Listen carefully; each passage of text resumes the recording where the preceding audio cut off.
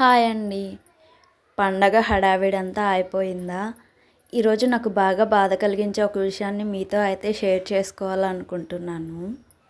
ఒక ఆడపిల్ల పెళ్లి చేసుకొని అత్తారింటికొచ్చాక అదే తన ఇల్లు, అదే తన ప్రపంచం అనుకొని కొట్టినా, తిట్టినా సరే అన్నీ భరిస్తూ, అన్నీ చేస్తూ వాళ్ళ దగ్గరే ఉంటుంది.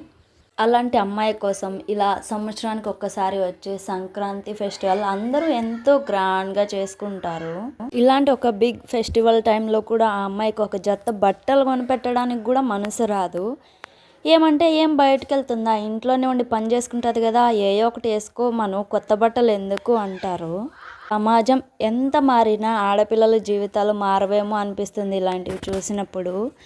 ఎందుకో మరి జనాలు మరి ఇంత దారుణంగా ఉంటున్నారండి బాబు. నిజంగా 90% అమ్మాయిలు ఇలాగే బాధపడుతున్నారండి. వీడియో నచ్చితే లైక్ చేసి తప్పకుండా సబ్స్క్రైబ్ చేయండి.